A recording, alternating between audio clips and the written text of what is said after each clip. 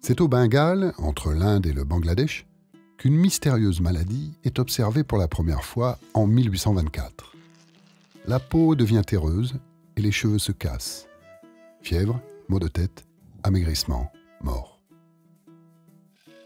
En 3 ans, l'épidémie provoque près de 750 000 morts dans la région. On baptise ce mal Kala Azar, qui signifie mal noir. La maladie se propage en suivant les voies de communication, routes et fleuves, et frappe par épidémie tous les 15 à 25 ans. Au XXe siècle, le mal noir étend son territoire en Asie, en Afrique, comme au Soudan et en Éthiopie, le long des côtes méditerranéennes de l'Europe, jusqu'au Brésil. En 1900, un médecin écossais, William Leishman, observe au microscope le parasite dans la rate d'un malade. Dès 1903, on soigne la maladie à base de sel d'antimoine, très toxique, mais très actif contre les parasites. Dans les années 20, on produit une synthèse d'un dérivé de l'antimoine beaucoup moins toxique, le pentostam. En 1924, on découvre la véritable cause de la transmission, le vecteur du parasite, un insecte piqueur, une petite mouche argentée, le phlébotome.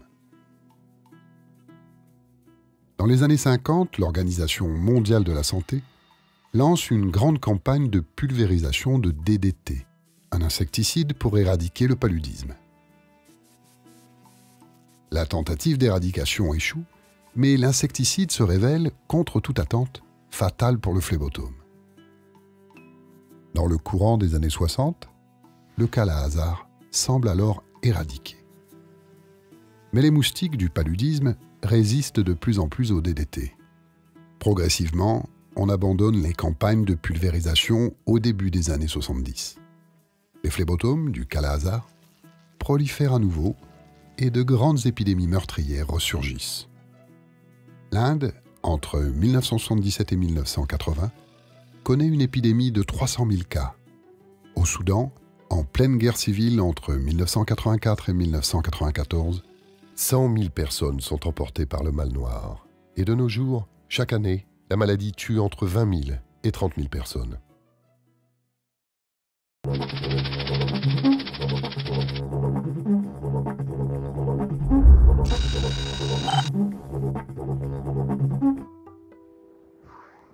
La leishmaniose viscérale fait partie des maladies tropicales négligées.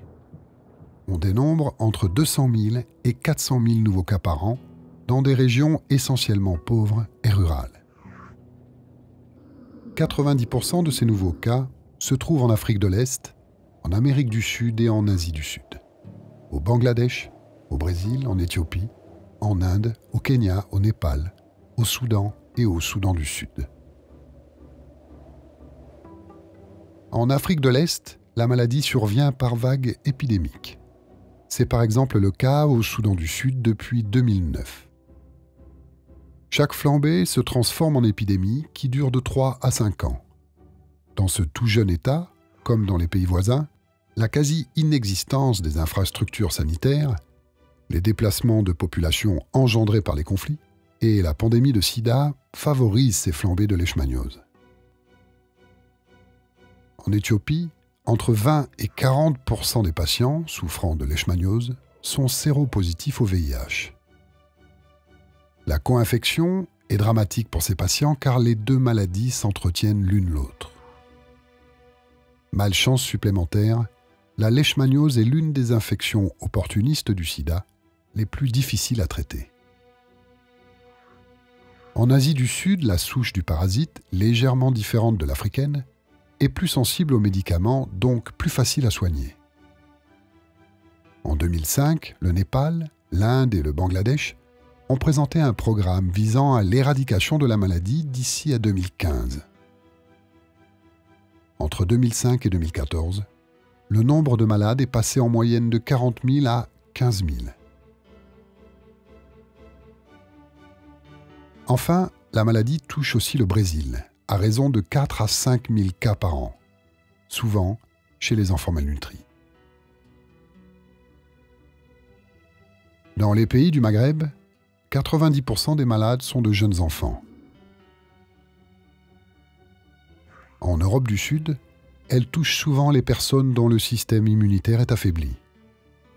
Depuis les années 80, on a recensé 2500 cas de co-infection au VIH et à la leishmaniose dans cette région du monde. En France, de 20 à 30 personnes sont touchées par la leishmaniose chaque année.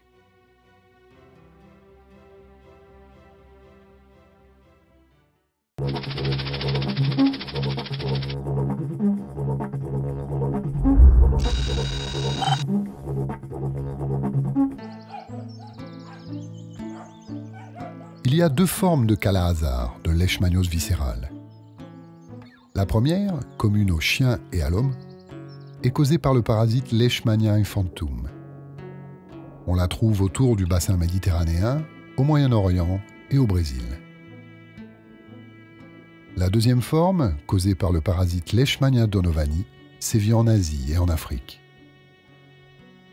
Que ce soit l'une ou l'autre, le parasite s'y prend de la même manière pour contaminer l'organisme. Il se sert d'un intermédiaire, son vecteur, une minuscule mouche suceuse de sang de quelques millimètres, le phlébotome. Quand il pique une personne déjà infectée, le phlébotome ingère le sang humain chargé de parasites. Quand il pique à nouveau, le phlébotome les transmet à sa nouvelle victime.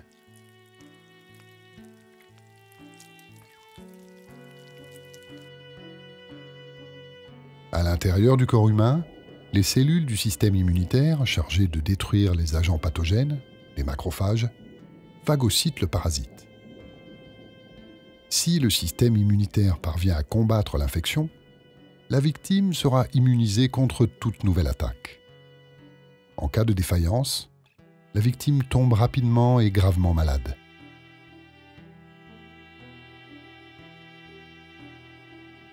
À l'intérieur des macrophages, le parasite a changé de forme, s'est multiplié, puis a envahi tous les organes avec une préférence pour la rate et le foie. Les malades présentent comme premiers symptômes fièvre, anémie et gonflement de la rate et du foie. Sans traitement, les malades meurent. En Asie, on appelle la maladie le mal noir, à cause d'un symptôme fréquent, le noircissement de la peau. La leishmaniose affaiblit le système immunitaire. Les malades contractent souvent d'autres maladies dites opportunistes, comme la tuberculose, le paludisme ou la dysenterie. La leishmaniose est elle-même une maladie opportuniste. Une personne atteinte du VIH est plus vulnérable face aux parasites qui prolifèrent dans son organisme.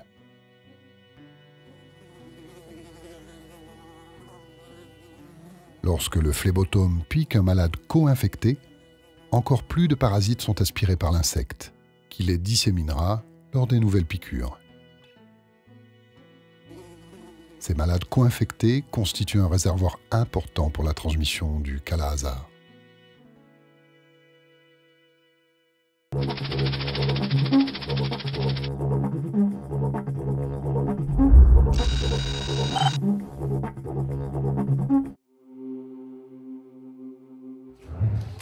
La leishmaniose viscérale touche l'Afrique, l'Asie et le Brésil.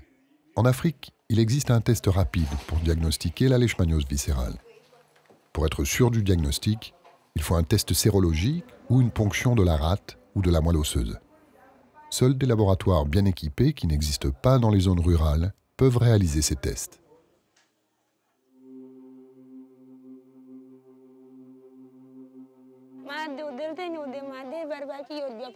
J'ai découvert que mon enfant était malade parce que toutes les nuits, il avait de la fièvre et vomissait.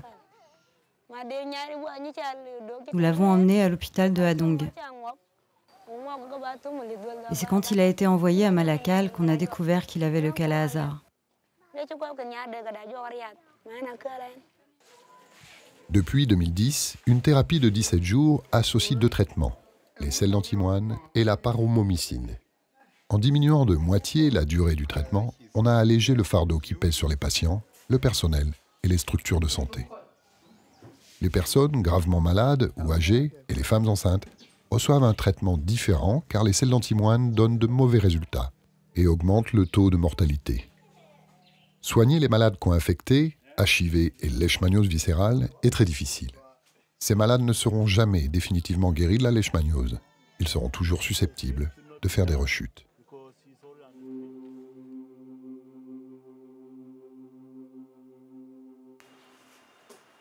En Asie, la leishmaniose est plus facile à diagnostiquer et à traiter. L'OMS recommande l'ambisome, un traitement de 2 heures, administré en une seule perfusion avec un taux de guérison de plus de 98%. Il est déjà utilisé par les programmes nationaux en Inde et au Bangladesh. L'ambisome a malheureusement l'inconvénient de mal supporter la chaleur et de s'administrer uniquement par intraveineuse.